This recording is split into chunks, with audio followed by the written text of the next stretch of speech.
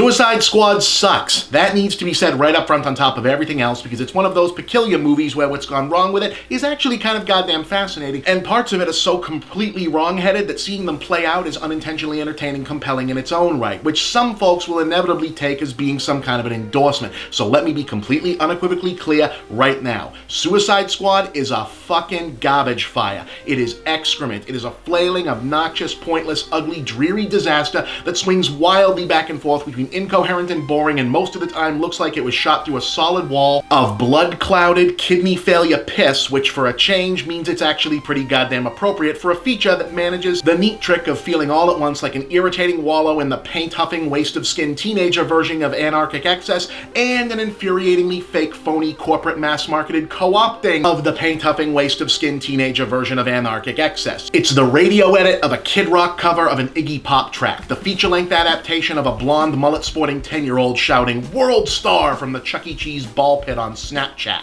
And in case you're wondering, no, it's not as fucking bad as Batman v Superman, but mainly by virtue of not trying so hard, so it only had so far to fall. But make no mistake, it is now utterly undeniable, what with the same goddamn shit going wrong with each successive terrible movie, that the DC cinematic universe is fundamentally broken and may be unsalvageable, no matter how good Wonder Woman looks. Now look folks, I was looking forward to this one as much as anybody. Unlike Dawn of Justice, which was loudly announcing that it was gonna suck ass over a year in advance, Suicide Squad was looking like a good time. David Ayer knows his way around nasty dudes on a mission movies, the cast was interesting, the premise seems like a perfect palate cleanser for another superhero-saturated summer. I mean, a gritty procedural action movie about a bunch of C and D-list comic book bad guys being forced to operate as a government black op team? Why did nobody make this movie before now? And I'm even still on board with the idea of giving a gonzo rage case like Ayer full court to put his own sleazeball spin on the DCU aesthetic. Theoretically, these are all very good ideas. Unfortunately, whatever virus already took down Man of Steel and Batman v Superman has clearly spread through the entirety of Warner Brothers' ill-conceived extended universe experiment, as once again we have a movie that not only lands on screen stumbling around with its balls having been hacked off in the editing room,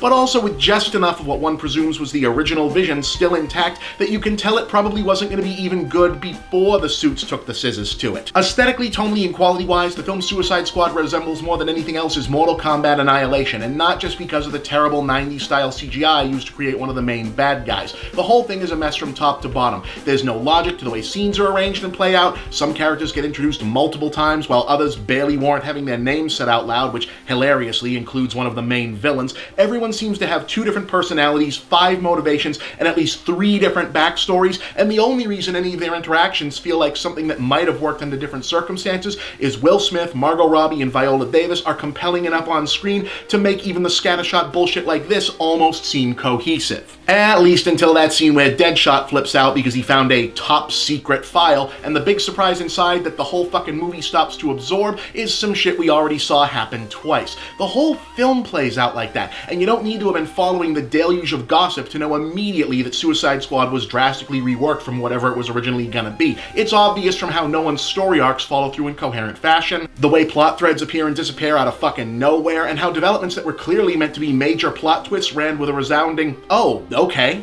Case in point, for what it's worth, the actual plot is that the Enchantress goes rogue pretty much the moment they decide to make the Suicide Squad and revives her evil brother Incubus so they can take over the world. So Suicide Squad's big mission is to stop something that only happened because of Suicide Squad, and no one seems to bring this up as worth mentioning. Like, it's almost on the cusp of being a clever riff on the actual problems of covert paramilitary stuff, but it never comes up, and by the end it's like, oh hey, good job Suicide Squad, and you get the sense that a bunch of the movie went missing. Or maybe the Incubus stuff was supposed to come in later, or maybe both, fuck if I know. To use the most prominent example, there's no reason for Jared Leto's Joker to even be in the goddamn movie. Seriously, after all that hype about what a weirdo he was during production, and how everyone on set was freaked out by his forced quirkiness, the Joker's only in the movie for about 10 minutes, and he doesn't even share the screen or interact with anyone in the main cast except for Margot Robbie, and even then it's only for one scene outside of Harley Quinn's origin flashbacks, which also don't need to be in the movie. Incidentally, since I know people are wondering, yes, Jared Leto is the worst Joker ever by a wide fucking margin. I'm not even talking about the look. I actually like the idea of taking Joker away from being a serial killer back to being more of a gangster, but more like a right now, skeevy, blinged out, druggy, modern type of gangster. But Leto just sucks at selling it. He's not interesting, he's not believably scary, he has no presence or menace or charisma, he's not even that bizarre. He's just boring and shitty, and assuming they're still making DC movies come Monday morning, they need to recast this part right the fuck away.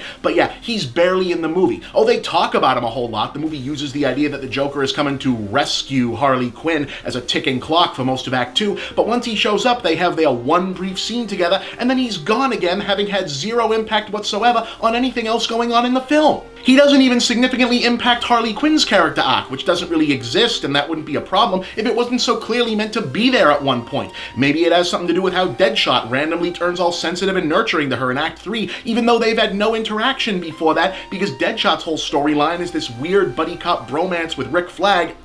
This isn't just bad, it's actively fucking frustrating, and more so because you just know internet assholes are gonna be pointing to all the random shit that doesn't make sense and calling it edgy and different and visionary, when it's really just bad filmmaking with a flashy chip on its shoulder. But that's the problem with the whole stupid fucking enterprise. It aspires to trash, and then it can't cash the check. It rattles off the usual visual references to alternate geek bullet points like Takeshi Miike and Troma, and the usual direct lifts from John Carpenter and Joe Dante, but always in a soulless, calculated, coming soon to your local Hot Topic kind of way. It reeks of a cynical, desperate attempt to manufacture a kind of dirty, dangerous punk rock vibe without any real commitment or depth. Like a street team contracted by a marketing firm to plaster your local suburban strip mall with what looks like some out-of-touch executive's idea of what gang tags look like, but is actually just a fucking Mountain Dew promotion.